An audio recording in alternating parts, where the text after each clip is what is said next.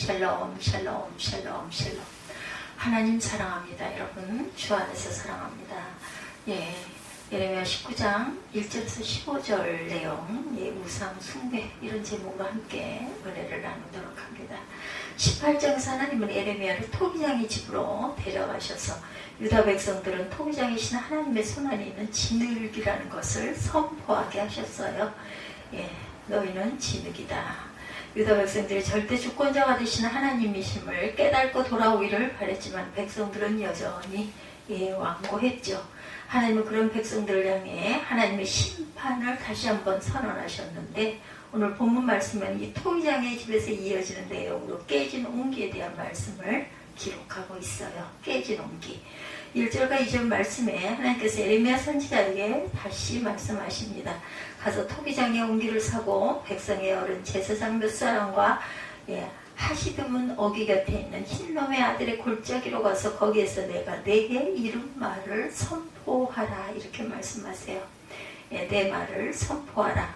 하나님의 백성들의 대표자들을 데리고 토기장의 집에 가서 옹기를 사서 하시드문 어귀 곁에 있는 흰놈의 아들의 골짜기로 가라고 명하시죠.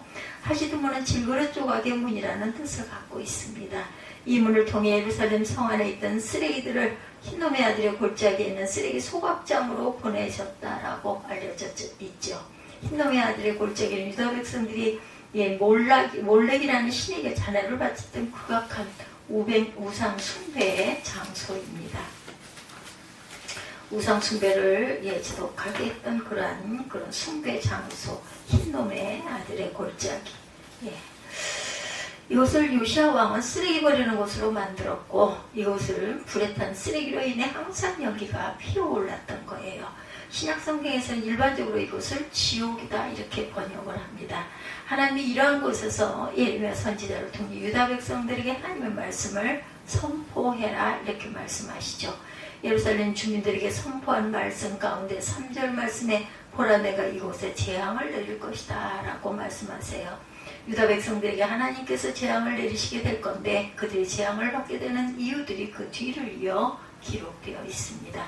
유다 백성들은 하나님을 버리고 다른 신들에게 분향하고 바알을 위해 산당을 짓고 자녀들을 바알에게 번제로 불살라 바치는 죄악을 저질렀다. 무죄한 자의 피를 흘렸어요. 하나님은 유다 백성들의 이런 죄악들로 인해서 도벳이나 흰놈의 아들의 골짜기가 아니라 오직 죽음의 골짜기, 살육의 골짜기라 부르는 날이 이를 것이다.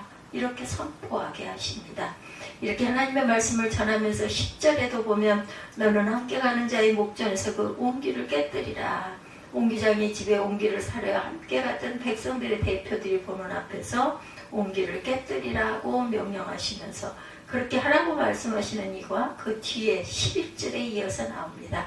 사람이 토기장의 그릇을 한 번 깨뜨리면 다시 안전하게 살 수 없나니 이와 같이 내가 이 백성과 이 성을 무너뜨리리니 도벳에 매장할 자리가 없을 만큼 매장하리라. 이 말씀은 앞에 있는 18장의 토기장의 집에서 있었던 일과 함께 이해해야 합니다. 하나님은 18장에서 토기장의 집으로 내려가는 토기장이가 그릇을 빚는 모습을 보게 하시죠. 농로의 진흙으로 그릇을 빚는데 빗다가 망가지고 제대로 나오지 않으면 토기장이 원하는 대로 그릇을 다시 빚었죠. 하나님이 모습을 보게 하시면서 토기장이시고 유다 백성들은 토기장이의 손안에 있는 진흙임을 선포하게 하세요. 하나님은 토기장이시고 유다 백성들은 토기장의 손안에 있는 진흙임을 선포하게 하십니다. 진흙일 때는 어때요?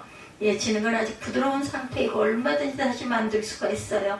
진흙인 상태는 가능성이 열려있고 기회가 얼마든지 주어지고 있다. 그러나 옹기는 아니죠. 한번 깨뜨려지면 다시 완전하게 원상복귀를 할 수가 없어요. 아무리 조각을 주어 끼워 맞추고 접착을 잘 시키려고 해봐도 완벽하게 복원해낼 수가 없습니다. 가능성이 닫혀있고 더 이상의 기회가 없는 상태가 된다. 하나님 이렇게 깨어진 옹기의 모습을 실제적으로 보게 하시면서 그 상징적 행위를 통해서 이스라엘 백성들에게 하나님의 뜻을 전하셨어요. 토기장이를 통해 하나님께서 절대 주권을 갖고 계시고 너희들이 내 손안에 있을 때 회개하고 돌아오기를 바랐지만 회개하지 않고 하나님의 심판의 경고를 우습게 여기면서 하나님의 말씀을 전하는 선지자들을 해치려고 했던 완악한 유다 백성들에게 하나님은 깨진 온기를 통해 하나님의 심판이 변개할 수 없는 필연적인 사실이라는 것을 선포하십니다. 여기서 우리가 마음에 새겨야 할 것은 굳어지지 말아야 한다는 것이죠. 유다 백성들이 멸망당했던 것은 하나님의 손안에 있는 진흙일 때 깨닫고 돌아오지 못했기 때문이다. 진흙일 때는 사랑의 하나님께서 계속해서 기다리시고 기회를 주세요. 그때 하나님께로 돌아와야 한다. 우리들이 분명히 기억해야 할 것은 기회가 항상 열려있는 것이 아니라는 것입니다. 어떤 이는 하나님께서 끝까지 기다려주신 줄로 착각하고 끝까지 회개하지 않습니다. 유다 백성들처럼 끝까지 마음을 굳게 해서 하나님께로 돌아오지 않아요. 하나님은 그 사람을 무한히 기다리실 수 있으시겠지만, 사랑의 하나님은 그 사랑으로 무한히 기다리실 수 있으시겠지만, 또한 그러나 우리가 믿고 있는 하나님은 사랑의 하나님이신 동시에 공의의 하나님이시라는 것을 절대로 잊지 말자. 하나님은 공의로 이 땅을 통치하시는 분이기 때문에 끝까지 회개하지 않고 굳어져 있어서 죄악의 온기가 되어버렸을 때는 그것을 깨뜨려 버리실 수밖에 없다는 것. 그것이 하나님의 공의입니다. 그렇기 때문에 우리는 결코 온기로 굳어지지 말아야 한다. 던지면 깨뜨려져서 다시는 복원될 수 없는 온기가 되도록 내버려둬서는 안 되겠다는 것입니다. 흙일 때, 진흙일 때 깨닫고 토기장이신 하나님 앞에 나와 나를 새로운 그릇으로 창조해 주시기를 구해야 할 것이죠. 오늘 본문 말씀을 통해서 무엇보다 우리는 우상숭배에 대한 경각심을 다시 한번 갖게 됩니다. 우리가 범하는 대부분의 죄들은 하나님의 계명의 일부에 대한 불순종이라고 할 수 있다. 그러나 우상숭배는 하나님의 유일성과 하나님의 절대 주권을 거부하는 심각한 죄악이기 때문에 하나님의 준엄한 심판을 면할 수 없게 된다. 그렇기 때문에 어떠한 죄든 우리가 용납해서는 안 되겠지만, 우상숭배에 대해서는 더욱 경각심을 갖고 이러한 죄를 범하지 않도록 주의를 기울여야 할 것입니다. 오늘을 살아가는 우리들, 이스라엘 백성들이 우상숭배했던 우상의 모습은 아니지만 여러 형태의 우상들이 존재하고 조금만 경계심을 풀어도 그 우상숭배의 유혹에 빠지게 된다는 것. 그 어떤 그 이단들의 특강을 우리가 들었을 때처럼 이단들이 그 색깔을 분명하게 드러내고 접근하게 되면 이단인 것을 금방 알아차리고 경계하게 되는데, 우열을 가정해서 너무나 자연스럽게 접근을 하게 되면 경계심을 완전히 풀어놓은 상태에서 전혀 의심을 하지 않고 이단에 빠지게 된다고 그러죠. 이와 같이 우상숭배도 우리가 하나님을 떠나서 다른 것들에게 찾아가서 절하라고 하면 그런 우상숭배는 절대로 하지 말자. 우상숭배는 이것이 우상숭배라고 분명하게 밝히면서 우리들을 유혹해 오지 않고 우리 시대의 문화 속으로 우리가 알게 모르게 우리를 유혹한다라는 것. 오늘날 우리 시대는 생명보다 물질을 더 중요하게 여기는 물질이 우상이 되어버려서 우리를 유혹해 옵니다. 건강이 우상이 되고 건강한 몸으로 어떤 선한 일을 하겠다는 것이 아니라 오직 건강이 목적이 되고 건강을 장수하기 위해서 운동하고 좋은 것을 먹는 일을 심혈을 기울인다는 거죠. 그러면서도 이것이 우상이라는 것을 전혀 깨닫지 못한다. 또한 자녀가 우상이 되어서 오직 자녀를 위해서 자녀가 잘 되는 일이라면 물질과 신앙까지도 다 뒤로 해버리기 쉽다. 그 어린이 주일에 우리의 자녀를 위해서라기보다 믿음으로 주의를 기울여야 되겠다. 이제 믿음으로 주의를 어린이날, 어버이날 이런 게 중요한 게 아니라 항상 믿음을 가지고 주의를 기울이자. 앞에서 말씀드린 것처럼 흰 놈의 아들의 골짜기는 몰렉이라는 신에게 자녀를 바치던 곳이었죠. 전쟁이나 재난들은 신을 노엽게 해서 얻게 된 것이라고 생각하고 신의 노염을 달래기 위해서 자녀들을 인신제사를 드렸어요. 신에게. 이 시대를 살아가는 우리들은 이와 같은 일은 도저히 있을 수 없는 일이라고 생각하겠지만, 우리 시대 우리 자녀들과 자녀들을 양육하는 모습을 보면 여전히 그와 같은 일들이 행해지고 있는 것은 아닌지 깊이 생각해 봐야 합니다.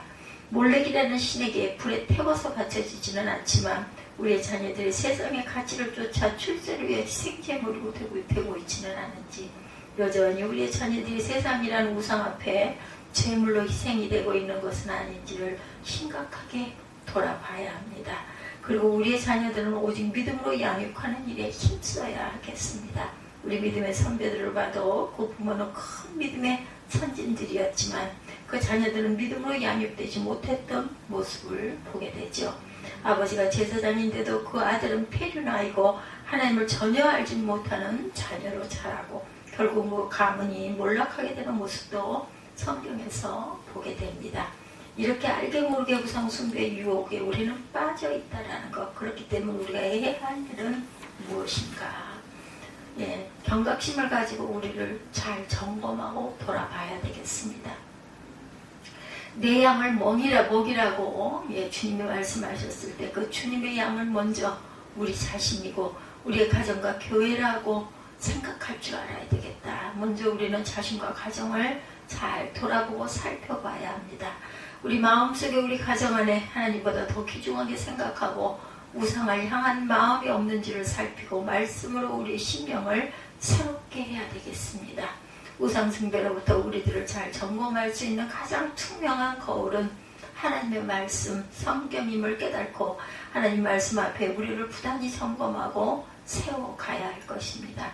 말씀 앞에서 우상 숭배 유혹에 빠져들게 하는 모든 것들을 철저하게 제거하고 배격함을 통해 결국 우상 숭배에 빠지지 않도록 우상 숭배 유혹으로부터 사전 예방하는 저와 여러분들이 되기를 힘써야 할 것입니다. 유다 백성들이 끝까지 절대 주권자이신 하나님께 돌아오지 않고 깨진 온기를 통해 말씀하셨는데도 귀 기울이지 않고 끝까지 우상 숭배하다 멸망하게 된 것을 마음에 되새기면서 우리는 깨진 온기가 되기 전에 진이길 때 하나님의 새롭게 빚어주심을 갈망하면서 나아가 우상 숭배에 빠지지 않도록 우리 자신들을 잘 지켜나가서 하나님의 만지심 가운데 더욱 아름답고 견고한 그릇으로 만들어지시는 저와 여러분들이 되시기를 주님의 이름으로 축복합니다.